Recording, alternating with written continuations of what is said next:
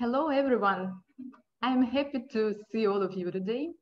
My name is Alisa Bankovskaya. I'm the head of the acceleration program in Ukrainian Startup Fund and also the founder of the innovation hub for cities, Synchrospace.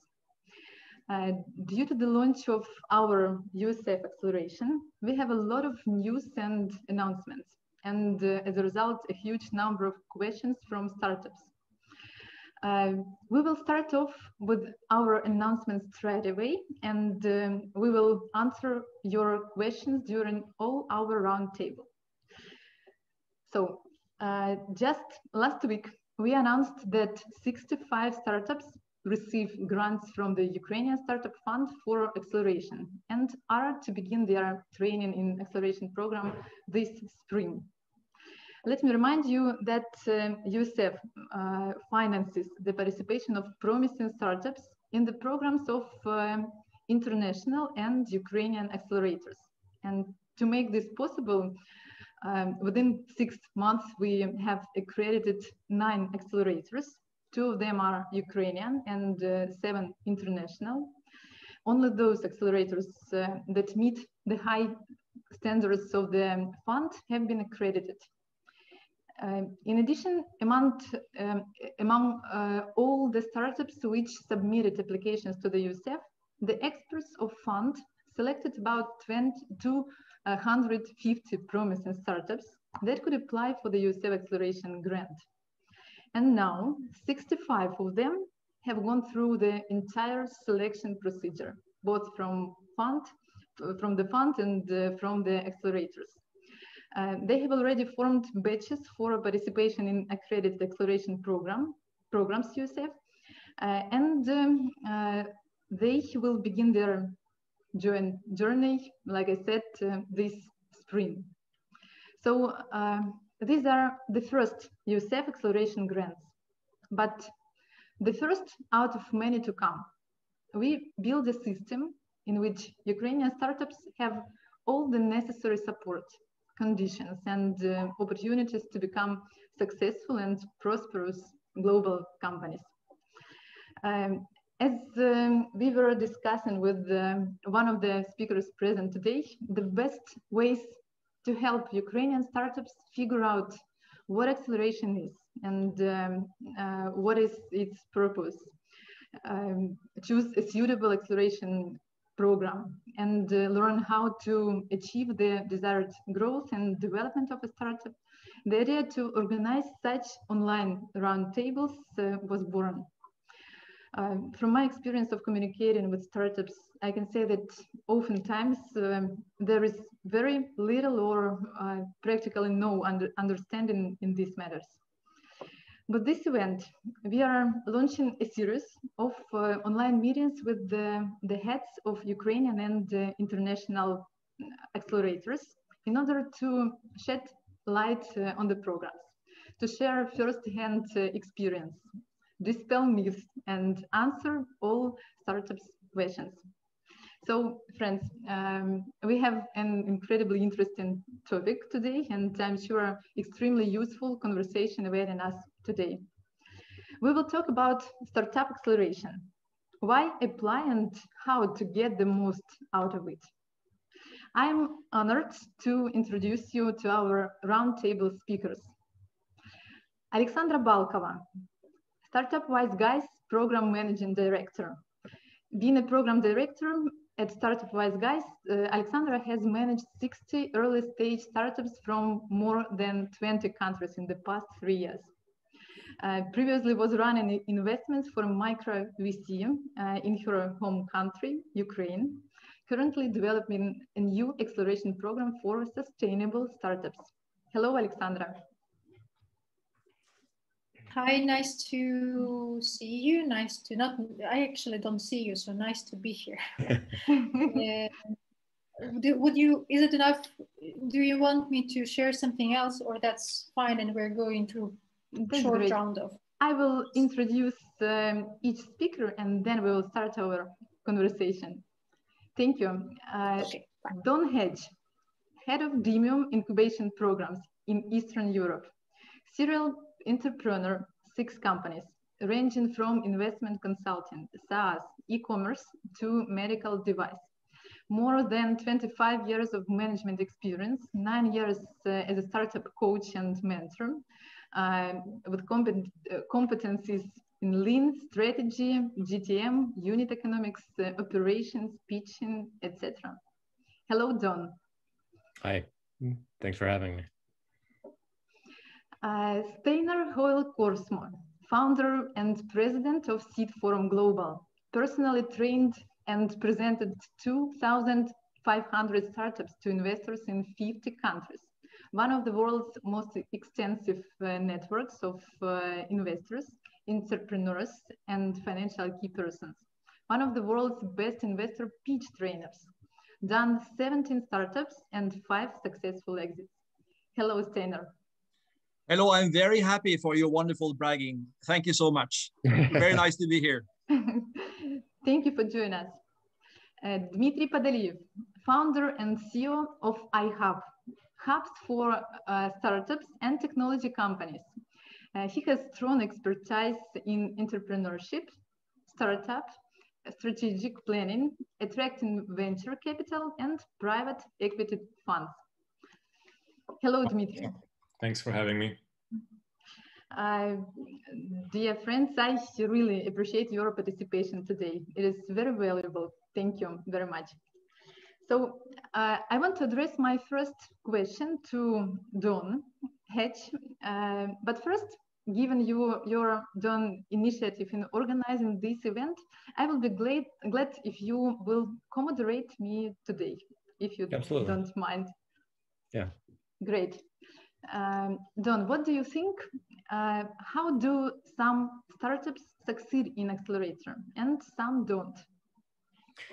So I think there's several reasons for this. There's probably hundreds of reasons, but I think there's a few main ones that I want to share, and then there's actually a couple of specific questions that I want to ask to each one of the panelists. But from my perspective, a couple of the biggest reasons that I see for not succeeding or succeeding is the mindset of the entrepreneurs coming in. And this also carries over into the businesses that I've had. I believe that there's, generally speaking, a business owner or a founder's mindset, and there's an employee mindset. The employee mindset, they want to clock in at 10 o'clock in the morning and they want to clock out at 6 o'clock at night.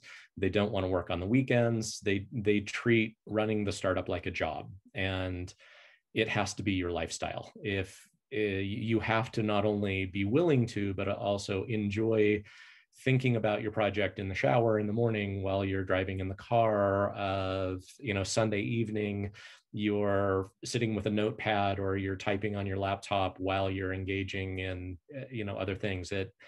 If it's not all consuming, it's probably not going to work out too well.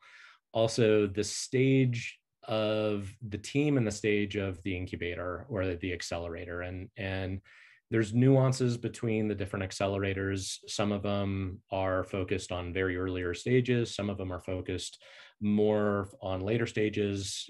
Some of the higher end, like 500 startups and Y Combinator, you have to have years of traction by the time you're accepted into there. So if the team doesn't evaluate what is the best fit for them, then they might not get the most out of that program. And kind of tying onto that, I see too often in our program and in some of the other programs that I've mentored is several of the projects, they feel just by being in the building, being in the program is enough. And they're focusing all of their energy on building the project, and they're not engaging in the curriculum or the program that is trying to teach them how to build their project more efficiently, better, how to avoid problems. And so they just, I'm too busy to join that workshop, or I didn't have time for that mentor. And what I see it is, and the advice I give is the thing that you can do to perform the fastest is actually sometimes stop and learn and engage in the program. That's why you're there. And it's like pulling back on a rubber band, because once you get that core knowledge, then you're going to launch so much faster. And then kind of the last key reason that I think or I see is the team comes in without a clear roadmap in their mind or a clear set of goals of what they want to achieve. And so if you don't know where you're going, you don't have any idea of how to get there, and you wander kind of aimlessly. So those are kind of some of the main things that I see of, if you come in with a plan of this is what we want to accomplish in the next 6 months or 4 months, you can very easily leverage and get the most out of that program, especially when you actually engage in it. So that being said, I want to kind of pose the first question to Alexandra with Startup Wise Guys. So this is kind of a little bit of a reverse. There's typically the question of who should apply to an accelerator program, but I want to ask you, who should not apply to an accelerator program? I will answer that, but if I may, I will also add just a little bit, one thought on the question that you answered on kind of who is succeeding and who is not succeeding, and then I will transition to this one. I was thinking about it yesterday, actually, somehow. There is very specific, I think that out of the batches so I was leading 6 batches with 60 startups in 10 startups per batch. And out of those batches, there's obviously some startups that basically are doing better right now, and some that are doing worse. And those who are doing better, they were executors, I'd say like that. Executors mean that they were always ready, they were always prepared, and they always had time. That's what you are saying right now, that, well, somebody was too busy, they missed the workshop, they missed the business or something. I think one of my favorite examples of the startup that is right now doing quite good, they raised more than 4 million euros after the program in, I think, in 1.5 years. And when they joined, they had 1,000 euros monthly recurring revenue, 1,000. And there were 3 co-founders, and they were in the delivery business, and they were doing the delivery themselves for the B2B customers. And they were always in all the workshops, and they were always prepared for all the one-on-ones. And they somehow also did the delivery in the different city. I don't know. That's the magic. I don't know. I really don't know. But they were always executing perfectly. So to sum up this thought, I think out of the startups, if you're an executor, it does not mean that you will succeed, because there are many reasons for success, and they're always different for everyone. But out of those who succeeded, I think everyone were executors. So that's kind of, at least from my experience, what I saw. And now coming back to your question, actually, on who should not apply, I'd say that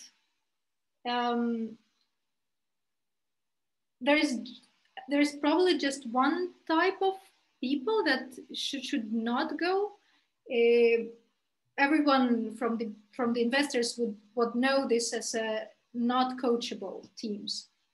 However, the person, him or herself, might not know if she or he is coachable or uncoachable. The person can think that, if I'm already applying, I'm ready to go through the program. Okay, but I want to go, so I want to learn something. So how to know if you're actually coachable or uncoachable? The coachability goes with the reason that the program itself, it's not just, so the difference between the accelerator or just getting the money, meaning that the accelerator is giving you a lot of feedback, a lot of work, a lot of resources, a lot of input. And you actually need to process this input, and you need to work with this input, and you will be challenged, you as a startup, you will be challenged every single, well, if not every single hour, but every third hour for sure. if what you're doing actually makes sense, if it is the right way or the wrong way, if you're even if your business should even exist. And it's super hard to get this type of feedback, to get the criticism, and it is extremely also hard because a startup might assume that he or she will get all the possible good advices, but there are bad advices as well, and there are just irrelevant advices. There's just an enormous amount of advices, and the founder have to guide himself through all this noise of information. And the most important thing is to be open for the feedback and to actually have the thought if what he or she doing is the right way. Because sometimes people know that what they're doing is the direction. Sometimes there are people that, like you said, that they don't have the goals, they don't have the roadmap, and they don't know where they're going. But sometimes they know so much, they know so strongly that the input that they will receive will not get in. Yeah, no, I agree with that, and I think we see that, we call that input channel block, where just any feedback just bounces right off of them. So just a very short follow-up. Would you also say that the type of project is also a factor? The scale of the type of business that they're wanting to develop, say somebody is wanting to develop a restaurant versus something that is a SaaS platform. Do you see dynamics there? We were not working with businesses that want to build a restaurant, let's say, because the main aim for an accelerator, at least in our case, is to build scalable businesses that are able to be global. And that's probably the difference between the just the usual regular business as you see as a restaurant or as a, I don't know, like whatever local business. That's why, yes, it's actually fine-ish not to have the mindset of being global from day one, but you have to develop this mindset. So it is actually something that you can improve as a founder. This well-known phrase of think bigger, there's always a place to think bigger. Yes, for local businesses, at least in our cases, for small businesses, it's probably not the best place to go, but for the companies that are willing to be number one in the not in the even in the country, in the region, in the world, in the, I don't know, in the several countries, in some larger geographies, then yes. Yeah, no, I agree with that. And that's, we look at, is it a business or is it a startup? And the startup has that scalability. So the next question actually I want to ask to Steinar of Seed Forum Global, and it ties in with what we're talking about. So from your experience, what stage is the most advantageous for joining an accelerator for a team? Is there a stage that's a little bit too early or a stage that's a little bit too late in your opinion? Thank you, Don. I'll come to the answer. I'm very tempted just to add on reflecting as well with regards to your first question, if I may. Sure. And what I wanted to add it on is it's very important what you actually said in terms of mindset. And I want also to say that the mindset of the entrepreneur, the startup team that really wants to achieve results in acceleration needs to also be set for growth. That is super important because acceleration is for growth companies and not for, I would say, you mentioned other types of companies, for instance, lifestyle companies that simply stay small, for instance, right? That's very important. Well, first of all, to be very basic, of course, you need to have a registered startup. And program that is a Ukrainian startup company, right? That's at least how we. You would need to not have a very long time until market. So I'm not saying that you necessarily have the right time to market, because that's going to be proved through the acceleration methodology by, the mentors in conversations and so forth. But simply, it's not for those of you who are still in early stage, I would say, research or heavily still in product development, right? So that's the first thing. Secondly, I would say that you would need a at least basic team. We will probably be able to assist you in terms of strengthening your team. We know well that startup teams are regularly very product and technology oriented. So in terms of getting the commercial part of the team in place is also something that can happen through the acceleration process, but one needs to have to be at the stage where there is a basic, I would say, team in place. And I would also say that you would need really to understand, some basics of where you're going in terms of, first of all, not only the team, but also the markets, not only in terms of geography, but also segments. That means at least some ideas or go-to-market strategy. And as well, where you think you need to go in terms of financing of your company, in terms of private equity funding. So that's basically what I would give as the main advice, as an introductory idea, at least. Sure. And obviously we're all speaking in very general terms.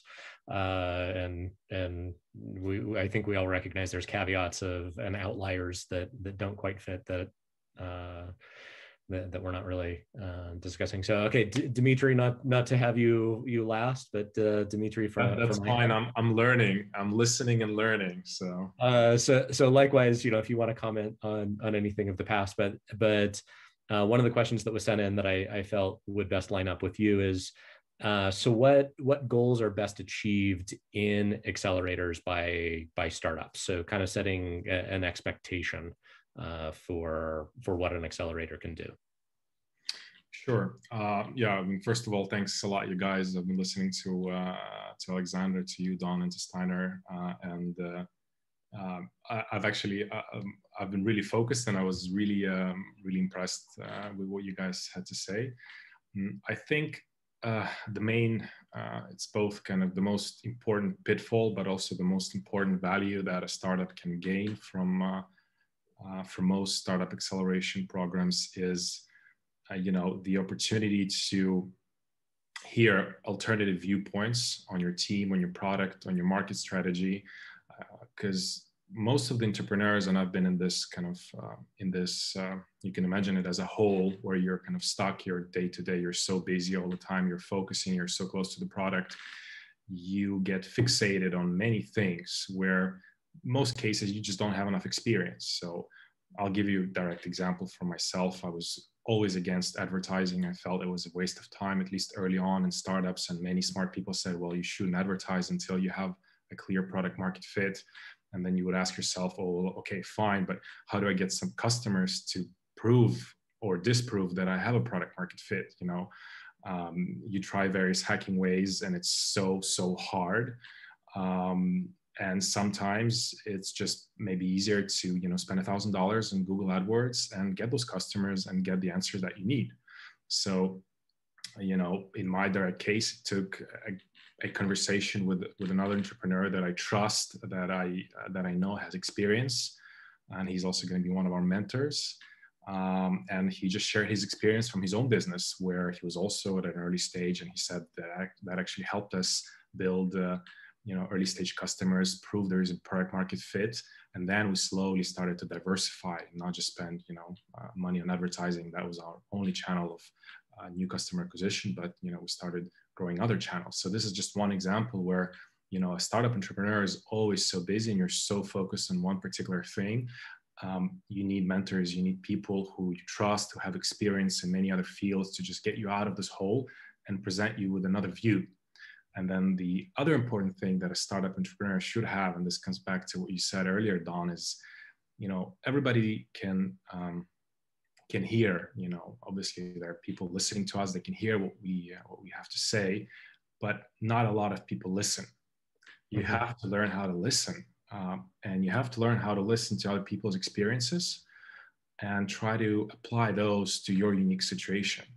So those people that expect an accelerator would be a place where some, more experienced guys who have done it many times before would guide you along the way and give you, a step-by-step instruction how to build $1 billion company. Well, this is not the case. It's never the case. No one's going to guide you. There's never a step-by-step program for any startup, because every single startup is absolutely unique. Every team and entrepreneur are unique. But what early stage startup entrepreneurs should do, they should learn how to listen, really, really listen, and try to understand other people's experiences in the fields where they have little or no experience, and try to apply it in their own specific field. That, even from my own personal experience, can be absolutely empowering. And you'll be surprised, because many times you believe that you know everything, and well, entrepreneurs tend to be fairly smart people and they do know a lot of things, but nobody knows everything very deeply inside. So you may have misconceptions like I did about, advertising. And it does take another person who has more experience just to give you a different viewpoint. And if you would listen, you can actually change your mind and learn and try something new that you wouldn't be able to do otherwise. Yeah, no, fully agree. And from some of the coaching, professional and personal coaching that I had during my MBA, one of the mentors there was like, if you get feedback and you feel it and you don't like it and it really bothers you, that's probably the feedback you need to focus on the most. It's what you want to avoid, but it's probably what you should focus on the most. I completely agree with that. So Lisa, do you want me to turn it back to you? I know you had a couple of other questions as well. Yes, thank you. I think that's a great start. I have also I have interesting questions from our audience. I see that many questions are repeated, so I'm not asking all of them, but I would like to ask now the first question. Can accelerator be harmful for the startup? A lot of startups are interested in how to choose an acceleration program, on which point we should pay more attention. I think we can connect these two questions. Who would like to answer? I can take it. It's a fun question. Okay. Yes, I'll promise. The floor is yours. I promise I'll be short. So the short answer is absolutely not, because you can't shift the blame. You're the entrepreneur, so everything is with you. We're living in a world where no one's forcing anyone to do anything. So if you made the wrong decision and somebody gave you a bad advice, it's your head on the line. It's your fault that you took that advice and executed on it. So the role of entrepreneur is to, like Alexandra said before, just shift through the noise, and you shouldn't blame the accelerator or the mentor or your mother or your brother. It's all on you. If you fail, it's your fault first and foremost. So absolutely not. All the external help you can get, you should get it. Then it's going to be kind of up to you what you should implement and who you should listen to. That's kind of a whole new different ball game, different field, where actually accelerators and mentors can help you improve your skills in kind of decision making, understanding what works and what doesn't, and sticking to the decision that you make, and don't turn. Many people turn halfway, and it could be the right decision, but you just didn't stick with it till the end, and then you failed. So absolutely not. Accelerators, especially if you get them for free and you don't give up anything, it's only a huge plus. And the people who don't take advantage of it, in most of the cases, I want to say like 99% of the cases or 90% of the cases will be failed entrepreneurs, at least in the current startups they're trying to do, because it's just giving up on an amazing opportunity to learn so many new things from a lot of experienced people.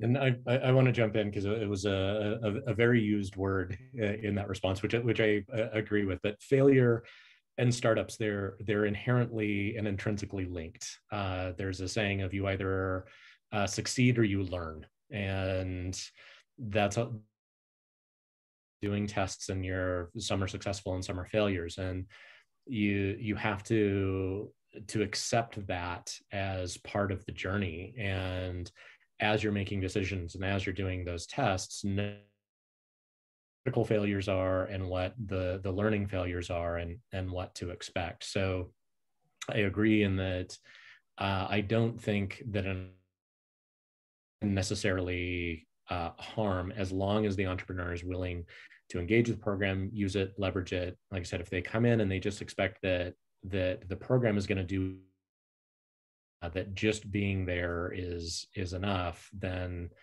I agree with Dimitri that's on the entrepreneurs. It's not all of us have a program that we continually refine based on the experience that we have. We all have very clear success cases and that we've been able to achieve with entrepreneurs. We also, I'm sure, have cases where, even though we've had great teams that have had great ideas, just things didn't align in the market, or the timing was off, and the project ran out of steam, ran out of money. Essentially they couldn't continue, which is also failure, but they didn't necessarily do anything wrong. But the learning, that's the critical part of an accelerator. So each of us have slight nuances into what our programs offer. And I don't think it's necessarily harmful, because it is very common that people will go through a series of different accelerators where they might go from, we have one project that is going from Demium into Startup Wise Guys, one of their programs. And it's a logical step, because they're going from our incubation program to their acceleration program. It's a different program, it's different mentors. And so I don't think it can be harmful to pair it, Dimitri. I think it really comes back to what the team tries to get out of it and how they use that experience. Thank you. I'm sorry, this is a cool question. And I also see, Steinar, that you're also muted. So I know that you will want to say something. If I may, I will interrupt you. And I will say, yes, the accelerators can be harmful. However, I totally agree with what Dimitri said, also not. But just very specific thing. First, yes, it is not related to USF program, because we are not taking equity in this specific case. However, just to give a bit additional perspective, if in future somewhere startups are looking for other acceleration programs, but also, let's say, any investors, early stage investors, I know it's kind of common knowledge already, but still pay attention to the amount of equity. And I personally would not recommend going after the programs that take more than 20, 25, 30% of the business. This is something that will ruin the business. So don't. And then the second part, yes, Dimitri, you're absolutely right. It's all basically you cannot, if you're given the bad advice, and you took that advice, that's also not the responsibility of the person who is giving you advice for your results. However, what I saw as in some of our online pre-acceleration programs, it's not like it's harmful, but there are some teams, in most cases, those are statistically not that mature teams that are taking into action everything that they receive as an advice, everything. So without filtering. And that is taking time. their time, their resources, their energy. And this is also just simply lack of critical thinking. So don't trust all the advices that you're given, because then you will harm yourself, losing time on something that you probably could skip doing if you would brainstorm together with your team and decide that this is not the best thing to do. I wanted to say that joining an accelerator is actually a big and important business decision. When you join an accelerator, you simply need to understand how you are ready, willing, and able to do that. And yes, as you said, Alexandra, it might be situations that it might be at least felt harmful, actually, to understand things that actually evolves through the acceleration process, which should perhaps be in place before you join the accelerator and so forth. I think probably this idea or the question that all comes exactly from, I think it was already in a way mentioned, that yes, it's not the accelerator developing your business, it's your full own responsibility to do so, and the accelerator assists you with the mentors. That's the whole point. So if something goes wrong, it's simply in the end also your own mistake or failure, and that's exactly how you said it, Don. That's as well, in that case, the learning.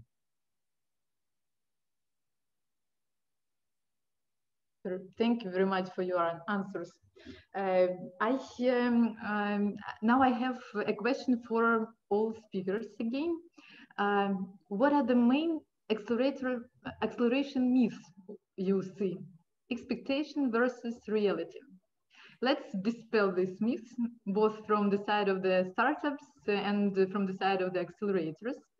I ask you to share some unusual or interesting cases from your experience. Who wants to start? I can start. Alexandra, the floor is yours. But there's so many. I actually asked our startups to. I got a short survey and asked startups to actually share the myth and versus reality from their point of view after they went through the programs.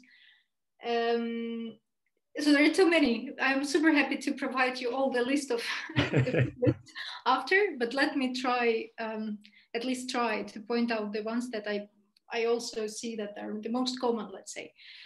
One of the main ones that we scouting for startups, and when talking with them, well, I don't know, 95% of people are saying that they don't want to join because they have the priority on the business, so they have the business running, they have to do sales. So most of the people are afraid of the fact that the accelerator will distract, and well, it's just so they will not have time to build a business. However, the whole point of an accelerator is to actually build a business. So this is, I think that we have to stress it out a lot more in as many materials as possible, because the whole point of accelerate is to accelerate, which means that you are actually working on your business during the program. It's not a theory that you're just learning. It's the very specific practical things that you have to achieve. There are goals that you have to achieve, and there are actually a bunch of people who are kicking your ass because you have to achieve things with your business. So this is something that that we have to repeat so many times, and we still cannot convince everyone. But that's probably one of the biggest ones that we see. Another one that I think Steinar, you already mentioned actually like a few minutes ago, or maybe it was Don. I'm sorry, I'm not sure. That when applying for, or let's say when you're accepted to the program, then the accelerator, the investors, your partners, your program will do kind of everything for you. They will make all the interest, they will find you customers, they will make the sales, they will introduce you to all the corporates, and then magically you will have your business built, because there will be like a bunch of introductions that are super relevant for you, and then you will have to just answer the emails and get connections and get the meetings, and then done. But no, I think we already touched upon this a couple of times. It's you as a startup who is building the business, and we are a tool to help you to get to your goals, but nobody is doing business instead of you, which means that if you need the connection with the corporate, you're telling us which corporate do you really want to connect. Why? Preparing all the documents, preparing all the sales materials, all the one-pagers. You're searching for the right person. You're searching for, you're developing your customer persona that you actually need to sell for. And then with all the connections that we have, we're trying to get you the introduction, at least the warm introduction that will help you for you to avoid the cold calling in a way. But you are still doing the whole work. It's up to you to get the best direction, to get to know who you actually need. One of the things that we see is that, okay, I need a marketer. Okay, which marketer? From where? Who exactly? What do you need from him? For what? For how long? For like what? And so being very specific with your ask, as the more specific you are, the better help you will get. And definitely don't wait for somebody to do the work instead of you. Everyone should be so much proactive. The more proactive you are, the more help you get, not vice versa. I have a list, but let me finish with maybe one. Let me choose the most interesting one. Oh, yeah. Yeah. This is not exactly related to the USF. I mean, it is related, but it is kind of in more general for all the accelerators that are providing funding plus the program. In our case, yes, of course, we are providing funding and we are providing the program, but we are not taking the equity in all our cases in the USF case. I think most of the people, not most, but a lot of people, a lot of startups are looking at an accelerator as a funding source, so that if they're looking for money, then okay, accelerator is an option to get the money, and then it's kind of the easier option than to go to VCs or to, I don't know, to angels or something.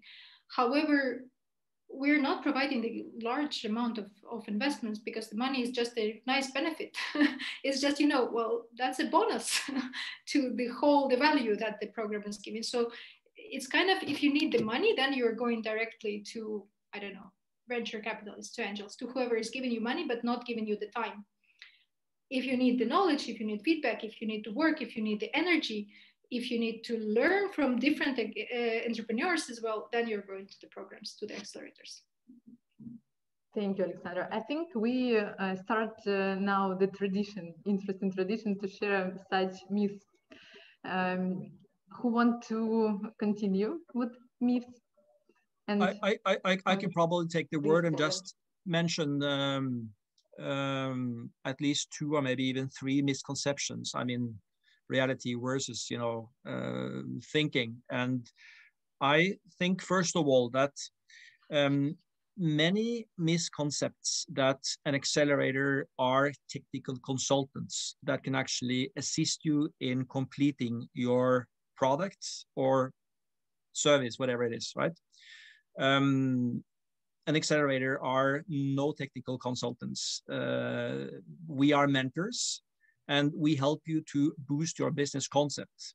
But we may not fix your technology so it works, basically. That is, I think, a very important misconception. Another misconception, I think, that many things that an accelerator are actually consultants, legal advisors, right? Well, accelerators might connect you with legal advisors or different other consultants. but we're not necessarily lawyers, all of us. So it means, as mentors, so it means that we're not legal consultants or consultants in that particular way, that we can, for instance, concretely help you to fix, the agreement stuff towards your negotiations with investors, among others. I think you probably mentioned it now, Alexandra, that I think the third main misconception is also that, well, yes, when you join an accelerator, you will get private equity funding. That's completely up to you and how you complete your investment memorandum, your written documentation through the acceleration process towards investors, and as well how you evolve your pitching skills, right, in the demo day, which is end of the acceleration process or program.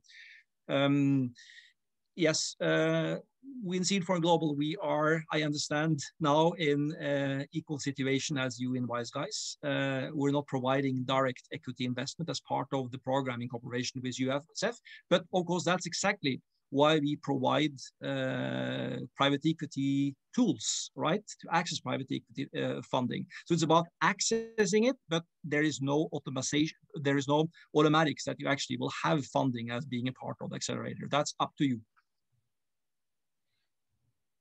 Yeah. So to add on to that, yeah, another part of that, tying into both what Steinar and Alexandra said, we saw a pitch deck just last week where in the deck they were applying for our acceleration. They, on their last slide, what they were looking for was 500,000 euros. And the breakdown, 250,000 of that was for founder salaries. And it just was very clear from the presentation, they felt they were applying for a job. If I could get, a 250,000 salary for a startup, it's not a startup. You're an employee. You're getting paid very, very well as an employee. It's a lot of hard work. And you have to be very passionate about it. You have to be willing to make sacrifices for it.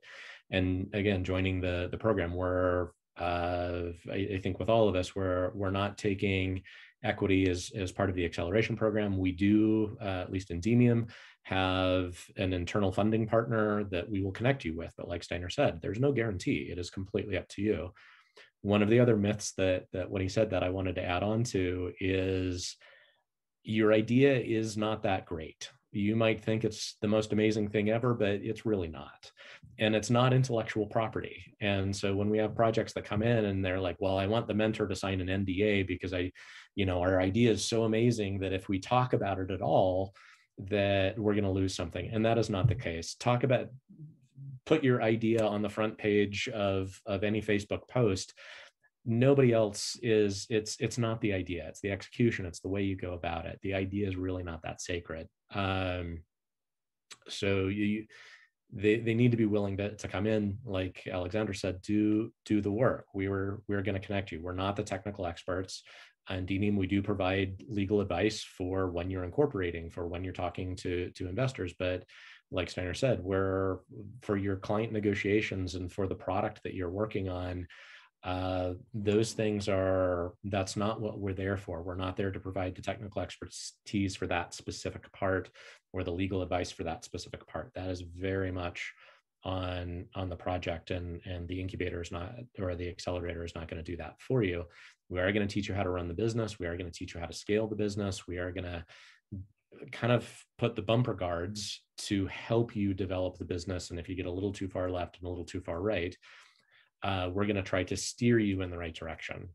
Again, not all of that advice is going to be perfect, but for the most part, we're going to steer you in that direction. So, yeah, I think that myth of you are going to get money at the end, we're the technical expert, like Steinar said, that's not the case. We are giving advice, but it's to help you with the business, not the actual product. If I may, one last thing that I just remembered. I made it a bit less right now, but it was definitely still a case it is still a case sometimes. There's also an assumption that accelerators, like a school, is for students who don't know how to do stuff. But we had people who were building their second, third, and fourth business still in the accelerator, because it's not about how to do it the first time, but it's about an amount of people you can get feedback and you can brainstorm together on what you're doing, because it's about the number of professional heads, brains that are around you. And it doesn't matter if it's your business, your first business, or your third or fourth. Yeah, and it's super hard to be last, but I talked a lot on the last question, so I wanted to go last this time. Excellent points. I was really listening attentively, and I couldn't agree more with everybody. Yeah, just to sum up, I think an interesting misconception is also that, you know, accelerator is not like a school or university where you don't get grades and no one's going to push you. There's not a teacher that's going to push you to do your homework or to do anything or to learn anything. So it's really up to you. You know, this is the real world. No one's forcing you to make any decisions or do anything. It's your call to be an entrepreneur, to build a business. And the role of an accelerator is to give young entrepreneurs access to people who have a lot of experience in many different fields. And it's not up to the accelerator to push the entrepreneur to learn or to engage with, for example, lots of different mentors, but it's up to the startup entrepreneur to be proactive. It's really up to the entrepreneurs to be able to take a maximum advantage of what the accelerator has to offer. So in many cases, you know, when a startup fails, which is totally fine, which is great if you learn, but learning should also be that maybe you haven't used those resources that a particular accelerator has given to your disposal to the full extent. I've seen many cases where startups where I think it was Don who said that they treat, you know, getting into an accelerator as some kind of an achievement. You know, it's like raising money. Boom, I raise money. That's it. You know, I've reached the top of the world. Actually, no, it's not. It's the beginning of the time when you actually have to start working and delivering real results. It means nothing that you have got in. It's great. You know, you can celebrate for 15 minutes and then you got to get back to work. And it's up to the entrepreneur to take full advantage of the accelerator. Now, there are different accelerators, but, you know, if the entrepreneur is not going to be proactive and engaging with all the mentors and experts that are there to help, he will just be losing valuable opportunities and valuable knowledge, which is often a fatal mistake for early stage startups. Thank you very much. Very, very interesting cases. And I think we can run now our third block of questions related to finances. I would like to give the floor to Don.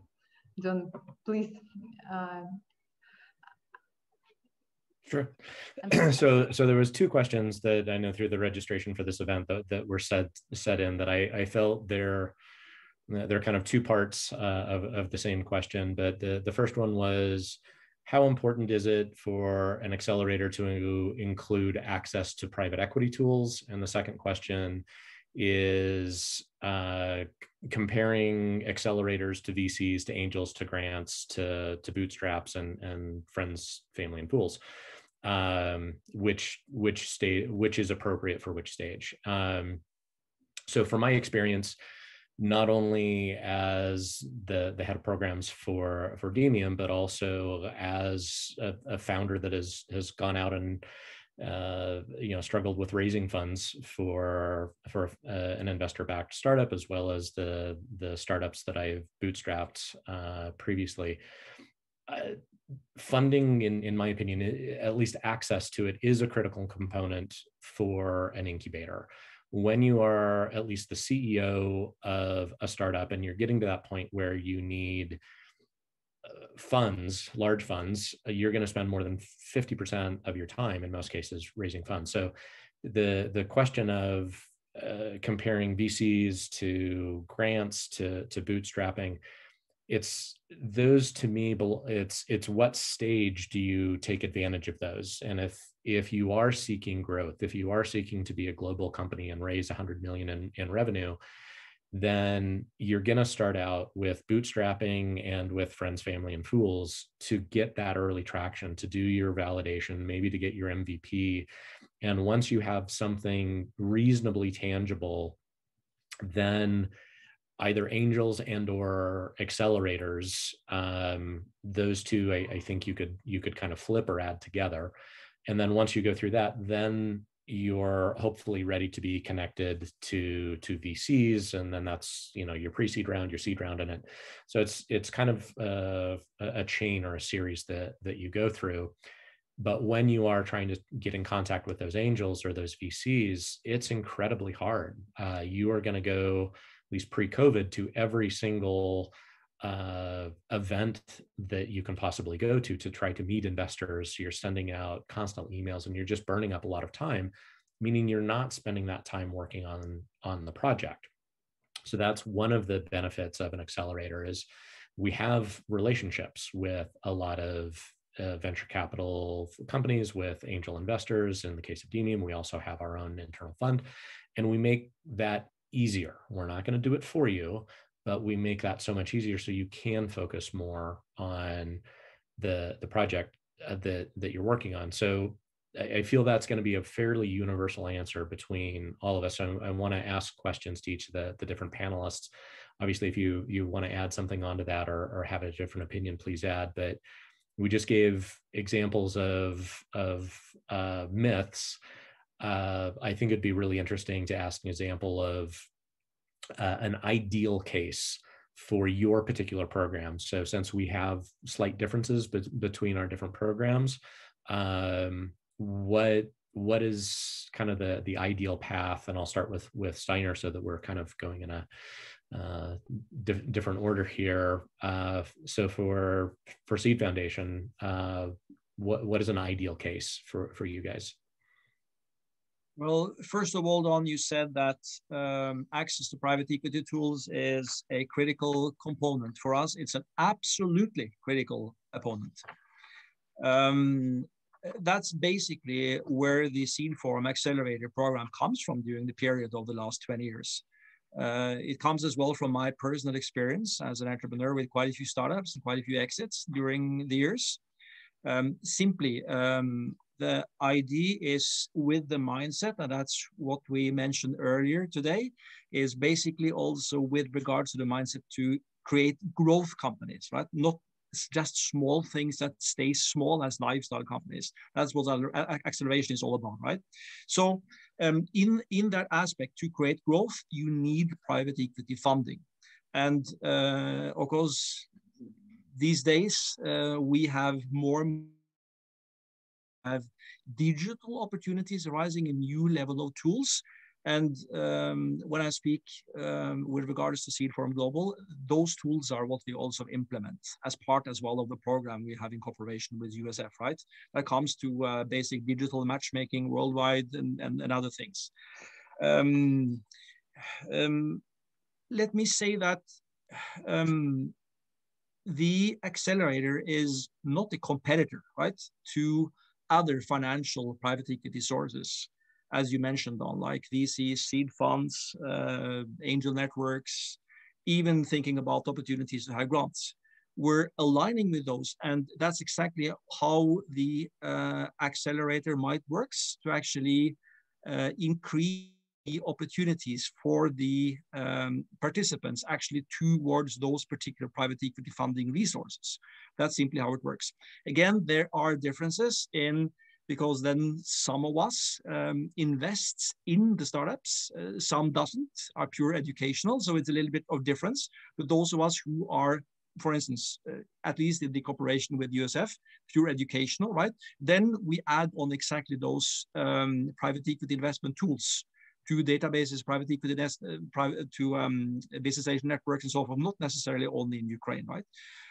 I'm not sure if I answered your question fully, Don. Did you have? So give an example of you've got three, for example, you've got three different applications coming in. What is it that you would look for in an ideal applicant for Seed Forum, and from the standpoint of this is the type of project that you could do the most for? Yep. The first would be time to market. Second would be mindset. And the third would be the ideas of the startup, where to evolve the business in terms of the go-to-market strategy, in terms of segments and geography. Well, I would as well say a fourth of that would be as well the ideas, and that comes to the motivation of the entrepreneur. And if we boil down to the real motivation of entrepreneurs, it's basically great fun, right, to create something. Secondly, it's to change something, whatever, with the product. And third, it's as well to earn money. And if the third parameter is also there, that's when we would take the company on board. Okay. All right. Let's go to Dimitri. We'll stay clockwise here. So right. same question. So an ideal scenario of what do you guys look for? What can you do the most to help? I mean, they're raising money, and obviously funding and access to funding is at most stages of a startup. But if I may, Don, I just want to kind of give a more practical advice, specifically, given that the USF exists, there's this program for startups, which is absolutely free and equity free. And the fact that USF provides pre-seed and seed grants, which in total amount to $75,000. So my answer will be specifically tailored to the Ukrainian startups that have access to these tools.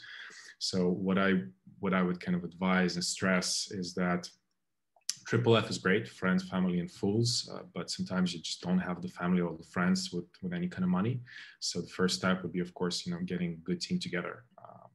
If you can manage to build a basic MVP and a good presentation, really apply to USF. It's super realistic with a good team, good preparation to get a pre-seed grant and then a seed grant. In total, that's $75K.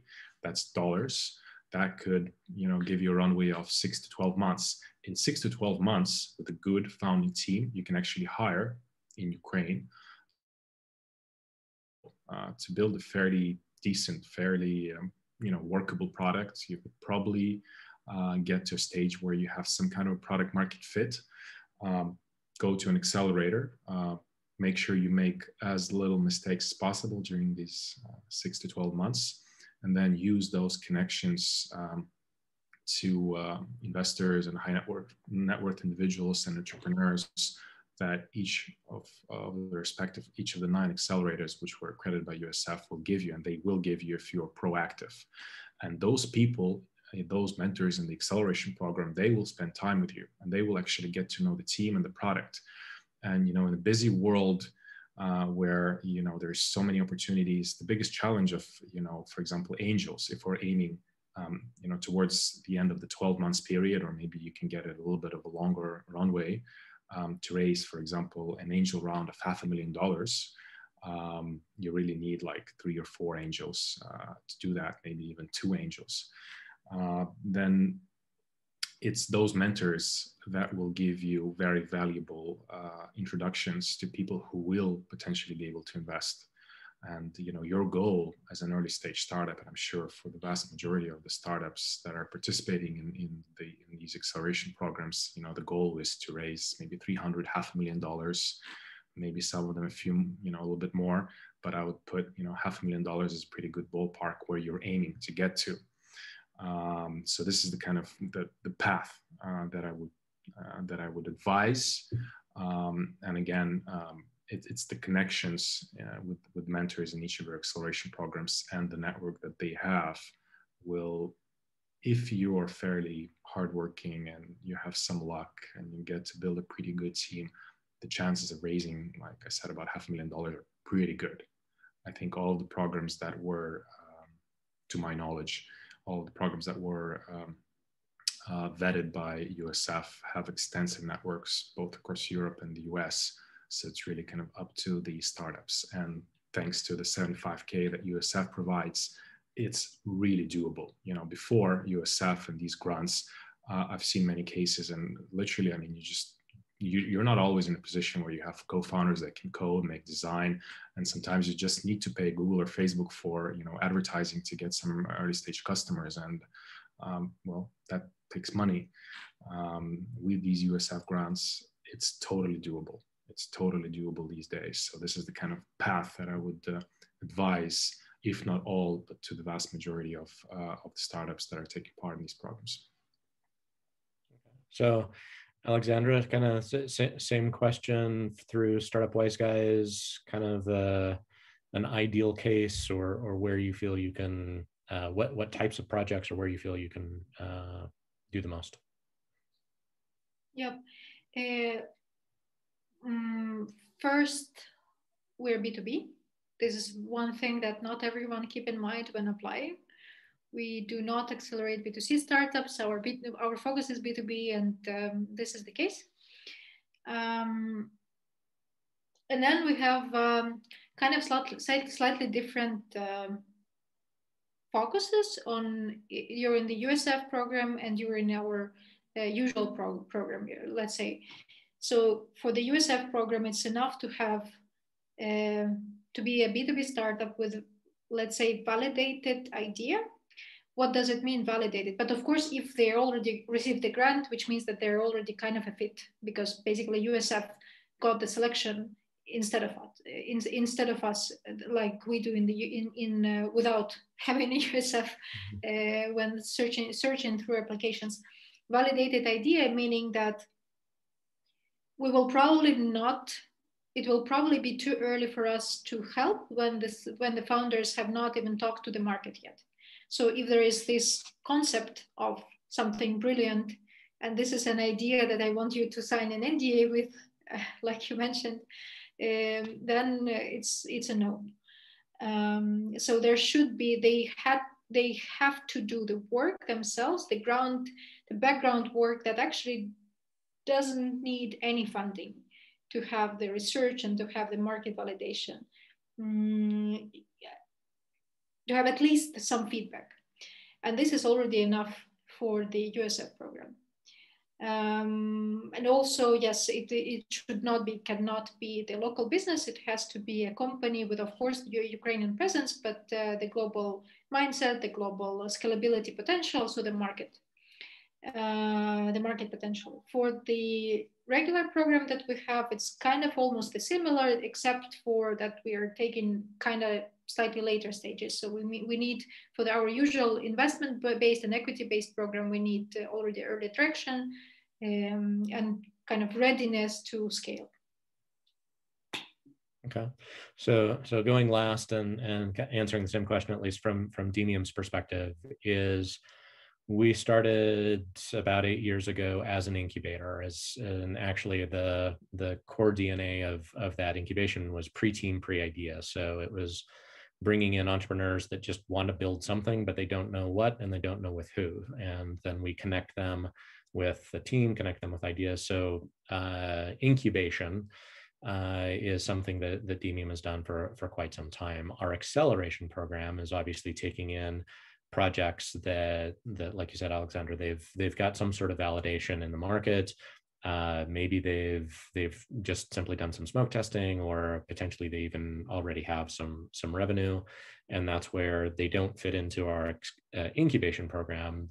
We're accelerating them out. In both cases, we do have a funding partner that we can connect them with and potentially get investment. But I think we're actually looking ideally more for that earlier stage. For example, one project that actually came to us from USF, they already had 1.3 million of funds raised. They're a very robust project. They are much closer to Series A than seed stage. And from our network, from our mentors, from our coaches, it's just a project I wasn't willing to take on because we can give them help and advice, but we're not the best fit for that. They're more at Y Combinator and 500 startup stage. So we are actually looking more for those earlier stage where they're still trying to get traction in the market. They're just getting their first customers. We are primarily B2B. We will take B2C, but it does have to be scalable. It does have to have a large focus, or at least the intent that we're going to start in Ukraine, but we're going to leverage what we do there into the next market and the next market. And we do have a path to 100 million in revenue. If we see that, then that's an interesting project for us. But if whether it's B2B or B2C, but if it's hey, we want to be the top company doing this, and we want to stay in Ukraine, and our total addressable market is 400,000 users. That's not that interesting for us, and it's not the type of project we're really going to be able to help. We're focused on the growth and getting you to that much larger stage. So you want to have, I know you've got a couple of other questions, Elise. Do you want to, we'll switch from fundraising and funds to a different topic? I would like to add, I see the question from our audience that's related to the topic we discussed now. Do the participants' programs provide an early stage or go-to-market acceleration? I think that's important to explain because our Ukrainian startups who want to apply, so they want to choose and to understand what acceleration program is fit them best. Sure. So I'll follow on. Yeah, like I said, we do a lot. Most of the projects that we take in, they are at that go-to-market stage where we're looking at how to connect them with customers. Ideally, they need to know who their customer is. They need to, if they don't know who their customer is, then they don't know actually what their value proposition is. And if they don't know what their value proposition is, then they don't really have an idea. But that is where Demium is focused through our funding partner. They'll invest up to €500,000 into any one particular project. They'll do it in tranches. Our first tranche is €100,000. And then follow-on investment, they want to be a co-investor. They'll help to bring in additional investors. So we have had projects that right off the bat, they know to develop their particular project, they need $1 million or north of €1 million, and we can help with that. But we're usually bringing them in at that earlier stage where they're still trying to figure stuff out. That is more where Demium provides the most value.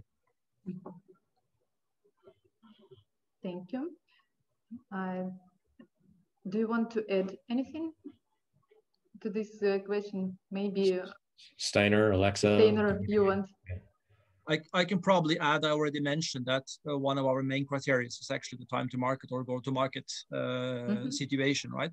But we connect that, I would say, time to market launch with private equity funding as well.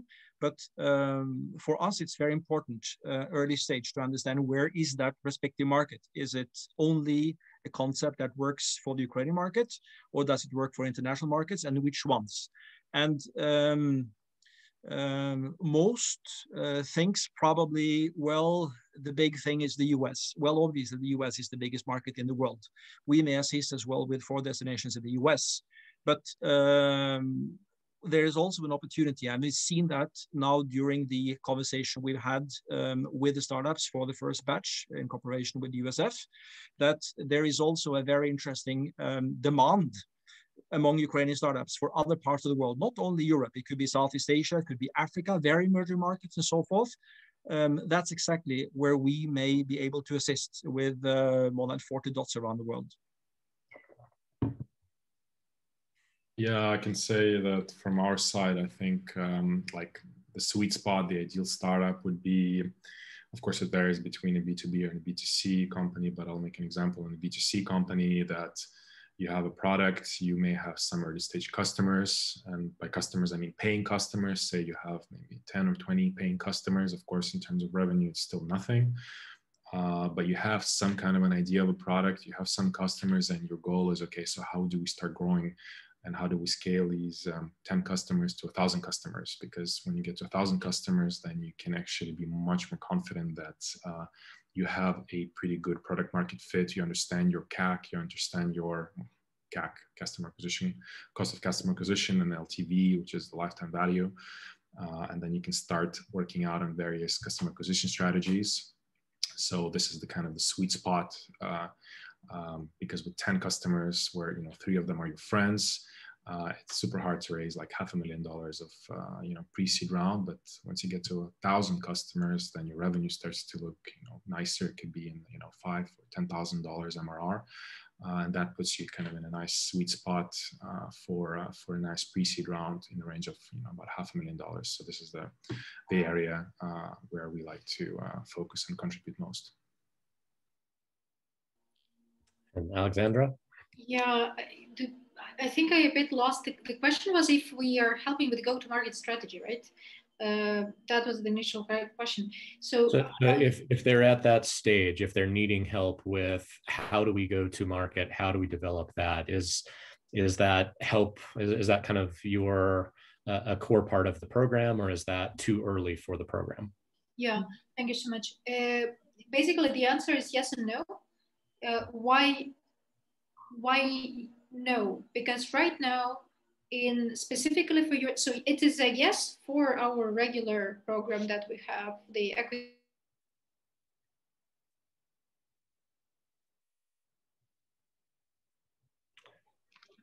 joy of technical difficulties. Mm-hmm. I hope Alexandra will join us again.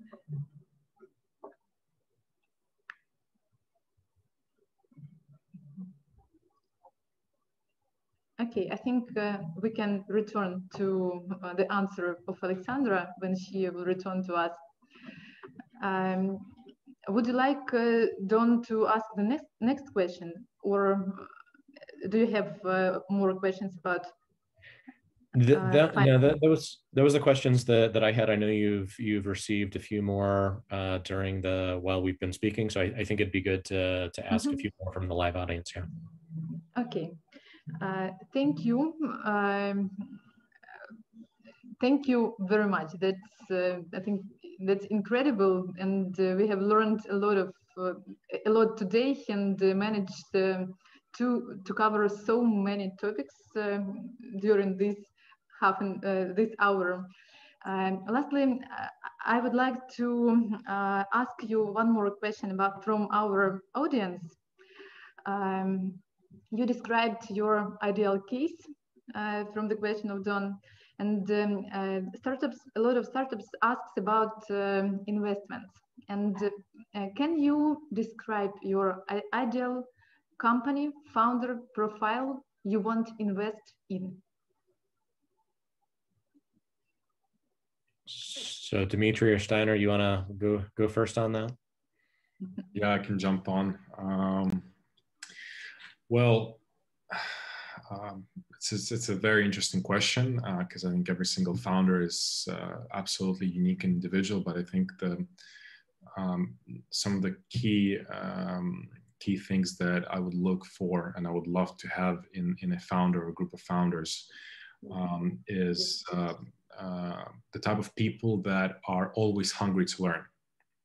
Because if you're thinking about founding a company, it's always a learning journey. I mean, you're never in a position where like, okay, yeah, that's it, I know everything. This is when you get a real-time 9-to-5 job and you've done it for 5 years, then you can say, yeah, I know it all, and it's all the same. With entrepreneurship, you're always learning. There's never a single moment that you're in a position that you know everything. And more often than not, the more you know, the more you realize that you don't know, and you want to start learning faster and faster. So I tend to look for entrepreneurs that are just super hungry to learn every single minute, every single day of their life. And this pursuit should be super targeted. So obviously, we're not talking about doing every single course on Coursera, but combining this with laser focus to help solve concrete problems your startup is facing today, this week, and this month are the two main qualities that, you know, early on I look in founders, and I kind of always try to find, but I also kind of always try to work on myself to have the same qualities. If a founder has these qualities, then startup is his lifestyle. Like Don said earlier in the conversation, he's absolutely consumed by, you know, building this product or service. And then I think with the third thing, which is execution, of course, you have to also know how to execute, but it's so much easier when you have the first two, which is, you know, incredible thirst to learn new things, and an ability to actually, you know, observe and contain the information, but also laser focus on what needs to be learned and what needs to be executed. So learning, focus, and then execution based on the knowledge that you acquire every single day. Thank you very much. I think we can return to the answer of Alexandra. And Alexandra, please then tell us, describe us your ideal company founder profile you want to invest in. It's the next question for you. That's the next one. What did I miss? Sorry, everything broke. I didn't touch anything. So it's just broke.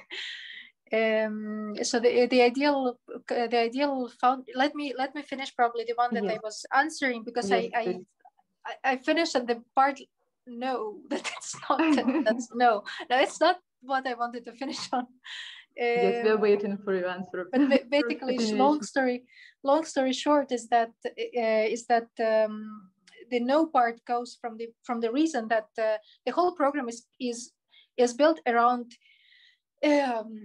understanding better your market, your customers, your options, what to do next, where to go, what to do, how to do things, which means that the whole go-to-market is kind of built out of the blocks that we are covering, out of the not the tasks, but out of what you have to kind of learn. So because in many cases, what I wanted to say is that I see that some startups are saying that are ready to scale, but if you ask them where and why, the most common answer will be to yes, because it is the biggest market. And that's what Steinar also mentioned recently. But yes, it is the biggest market, but it might not be your market. It might not be the case for you. For you, might be some other country. For you, it might be the, I don't know, emerging markets or something different. And in I don't know, in most of the cases, almost every single startup underestimate the power of research and actually answering the question why exactly they want to scale where. So this is one of the parts that we are focusing a lot during the USF as well, the program. So it's kind of meant to be for kind of a bit earlier stage startups that we usually work with. However, again, the go-to-market strategy is built on the answers that you get from understanding your customer better. I'm done with the previous one. and the next one was that what's the ideal ideal company or founder profile you want to invest in? Honestly, the one that we kind of fall in love with. So it's like the one that is, well, I mentioned already the executor, right? So the one that actually not only saying that they can do stuff, but actually showing by actions that they can do stuff and they can achieve the goals. So something tangible that you see from the actions that these guys are doing stuff. It was something like 1 year ago when I formulated a one-liner for the type of the startups that we are looking for. There's a proactive, coachable doer that is willing to get shit done. So this is the type of the company, the type of the founder that we're looking for. Proactiveness, coachability, B2B startups, mindset of being the best one, being the global one. ability to have the critical mindset, to assess things that he receives as feedback. And actually, and what I'm telling you about the love part is that we at Wise Guys so happen that we have quite strong culture, and it does not fit everyone. We are drinking tequila sometimes. We are having some crazy parties. I mean, of course, people have crazy parties separately as well. But what I'm trying to say is that we do care about the fit of a founder company fit that we have, a culture fit that we have, which means that we had cases, quite many cases, when we did not accept a startup that has everything according to data-driven, let's say, things like good revenues, I don't know, like a good mindset, something, but there was no click. We don't want to work with you. And it is not because of the founder, but it's, you know, like it's like, that's everyone are saying about this. You're searching for a partner for your kind of like almost a lifetime. Not in case of the USF, it's not the lifetime yet relations, because we're not taking equity here. But we're still looking for people that we really, really would love to work with, that we would love to have a drink with, we would love to have coffee with, the people that we would love to learn from, that will become our friends. Maybe not friends, but just great people to work with. I'll as well give a short answer to this. What is our dream startup? That might be very many, but it all depends. I already mentioned the, let's call them selection criteria, right? I previously mentioned that for Seed Forum Global. But I would simply sum this up and say that if we meet a startupper that, of course, fills the selection criteria, but in addition to that is ready, that actually made the decision that this is something one is going to do. Secondly, is willing to actually take full part of the acceleration program. That means to be open-minded towards receiving all the knowledge, the competence, right, from the mentors. And thirdly, as well, to be able, that means basically to also understand that one needs to spend all the time that it takes, that this is hard work. So it kind of boils down to being ready, willing, and able. Thank you very much. And I'll keep mine also short. So in Demium's case, Demium itself doesn't directly invest. We have a funding partner that's a 50 million euro fund that is committed to invest in 200 of Demium's projects over the next 2 years. So their criteria, their framework that they've given us is that it has to be scalable. So there has to be a target or a pathway. If they're starting in Ukraine, they're going to grow and scale, or somehow they're going to achieve 100 million in revenue at some point, meaning it probably has to be technical in nature so that it can scale efficiently. If it is an agency model where for every 10 customers, you have to add the same amount of infrastructure every 10 customers as you grow, it's not efficiently scalable. So it has to be efficiently scalable. There has to be a really logical founder fit to the project.